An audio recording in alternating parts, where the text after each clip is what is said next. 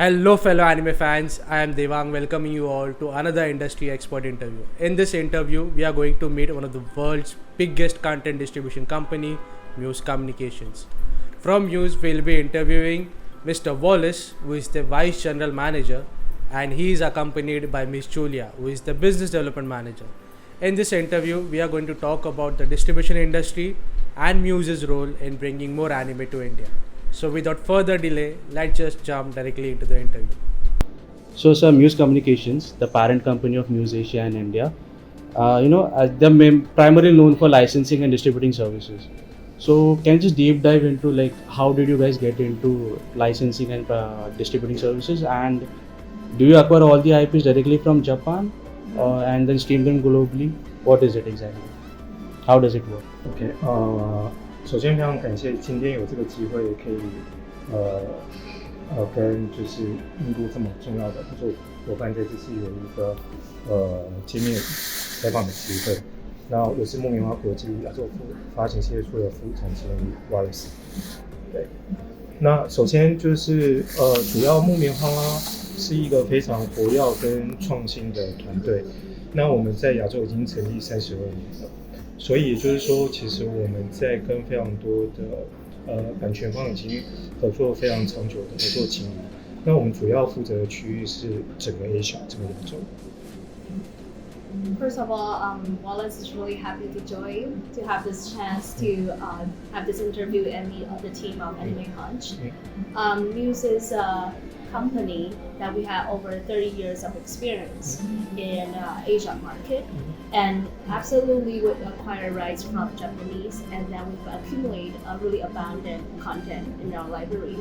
And then we are the company that is one of the biggest Asia distribution company. And right now we're targeting the whole Asia market, which includes Taiwan, Hong Kong, Macau, and China. And right now, of course, include India and also the South Asia. You guys also dub animes in regional languages. Yes. So is that a business proposition, like business idea to get more market, get more traffic from the market itself? 是的，这个是我们觉得非常重要的一个在地化生根的方向。那以泰国来举例，我们泰国目前已经有超过100部以上的泰配的在地化配音，而且我们每一季是持续在成长当中。那我们也预计在印度当地，我们预计今年会有至少几百小时的印地语配音，甚至我们第2、第3种语言，我们也都已经在安排当中。Of course, dubbing is one of our strategy to penetrate into the market. We will take Thailand for example.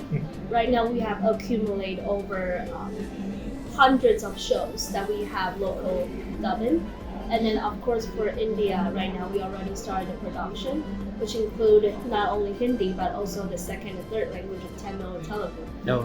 Into the market and also provide it to our partners, because we understand how important the localized language it is for, especially India. So I just noticed that Crunchyroll, which is one of your rival competitors, they are also listed as your IP providers. So how does this partnership work exactly? OK， 那其实我们非常欢迎 Crunchyroll 进来亚洲这个市场，尤其从印度开始到现在的 South Asia。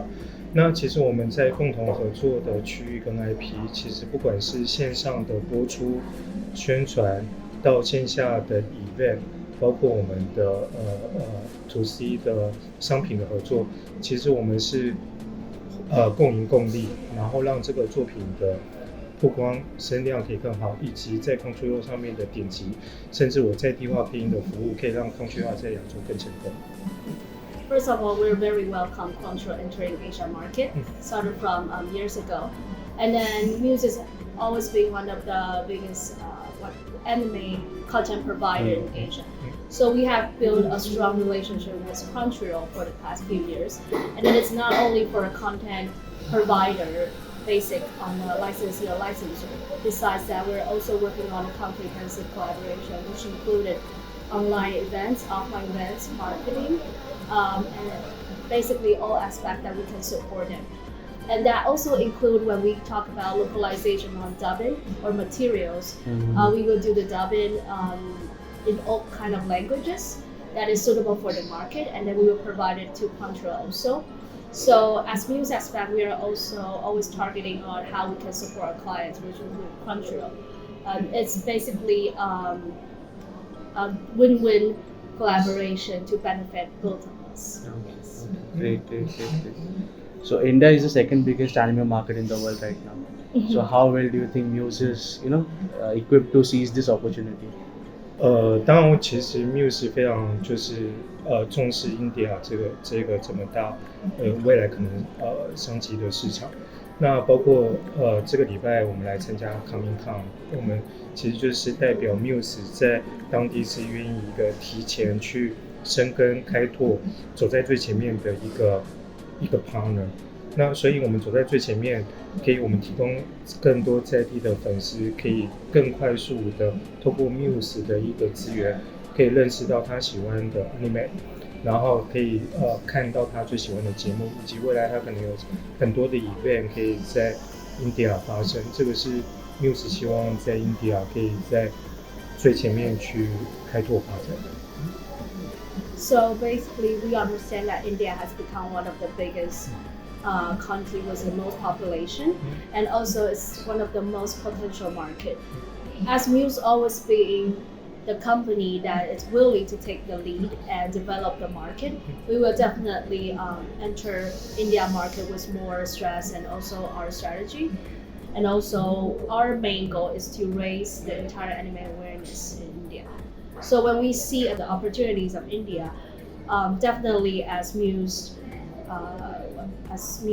have what we do for the past few years in every of the market, we will continue to do that, and we will put more stress in our content and also our what kind of advantage we have into India. Great. So like Muse India YouTube channel, which it has recently hit like 400k plus subscribers. Yes. Okay, so what further plans are there to strengthen your hold in the country through YouTube?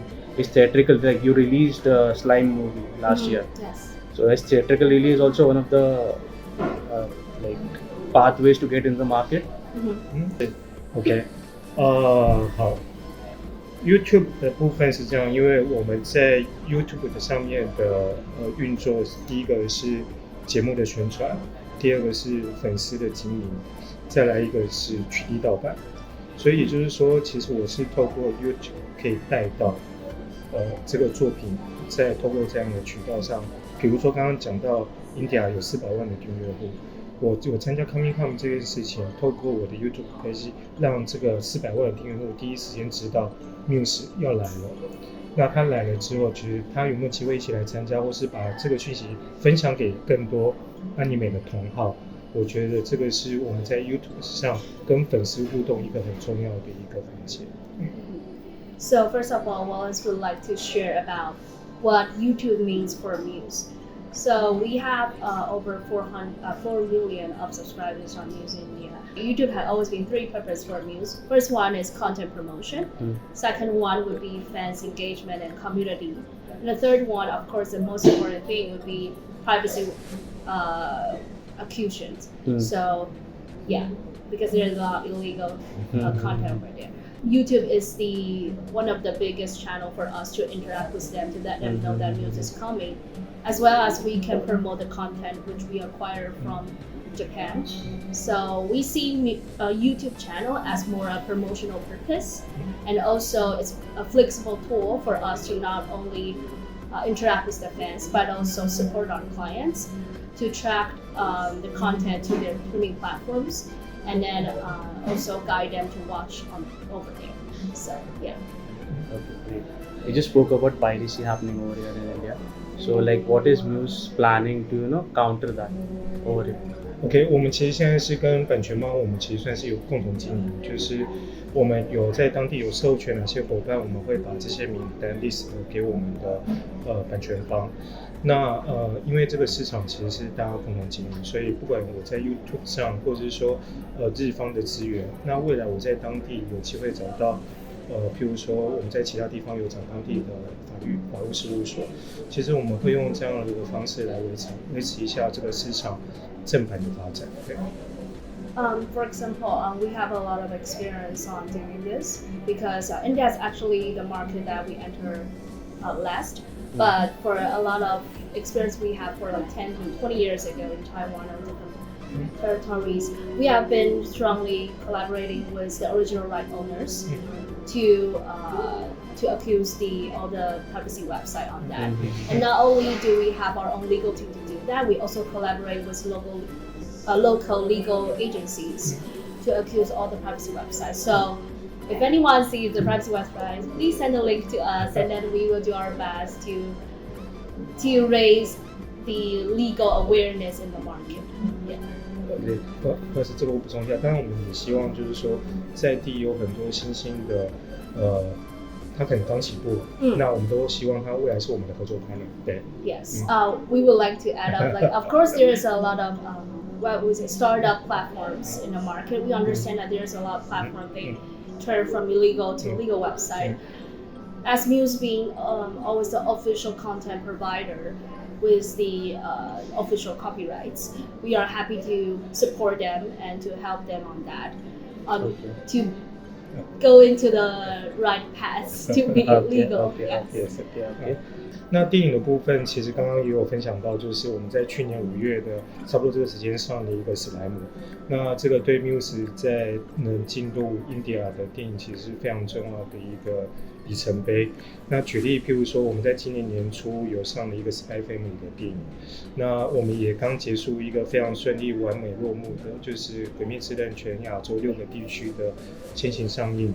那我们当然希望未来，甚至在今年度有合适的作品，可以跟当地的合作伙伴有一起，就是在印度上映的机会。As for the theatrical rights, of course, theatrical rights is always one of the business category for Muse.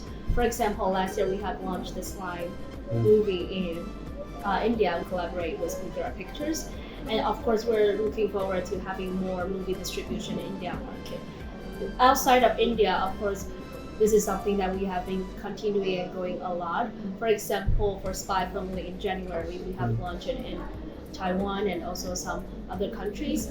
And then coming after Spy Family, we have launched the Demon Slayer fans engagement in not only Taiwan but also in Southeast Asia, and which is a really big success for us because it has been launched for more than 3 countries and 4 to 5.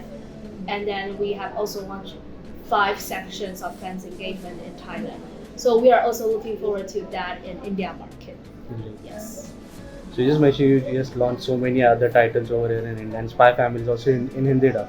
Yes. So can you expect more titles to come in regional dubs, and which titles will be those? 当然，这个是绝对可以期待的。比如说，我们甚至可以分享我们今年度一些比较重点的作品。那我们今年重点的作品有，譬如说正在上映的史莱姆，然后我们接下来7月有隆重回归的魔导少女，那以及我们10月有一部非常指标性的胆大党，所以都可以期待我们今年有一些指标性预计，我们已经都开始在规划，在它最合适的时间可以跟大家见面。Of course, there will be more localized versions to be expected.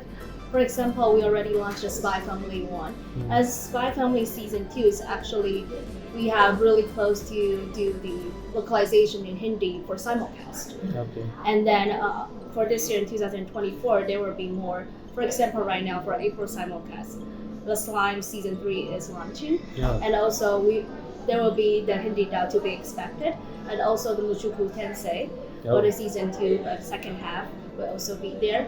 For the second half year, there will be like Dandadan and also Fairy Tale, which will be more simulcast content. We have localized languages.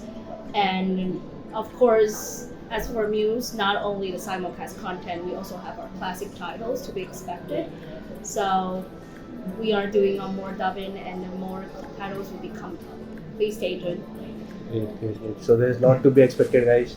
Lots of new animes coming up. Yes. So, and before we end this interview, so we have a gift for you. Oh. And it is something small. I'd like you to open it. And it has kind of like a cultural significance to like for Mumbai and everything. So we just wanted to exchange culture because anime is not just a medium to showcase our own stories and everything. It's also mean to exchange cultures. Uh-huh. So we wanted to give something from our culture to you. Thank you. Thank you so much. So here we are back again at our office after the interview. I hope you all got some insights about the anime industry's workings in general. And for us, this interview was special as not every day you get to talk to industry stalwarts like Mr. Wallace and get so much insights from them. These were the questions which we felt we should ask the industry leaders. If you want your questions to be asked to such big industry leaders, do let us know in the comments, and do not forget to like and subscribe to our channel and share it with your friends who watch anime or in general want to know about the content distribution industry. Until next time guys, see you.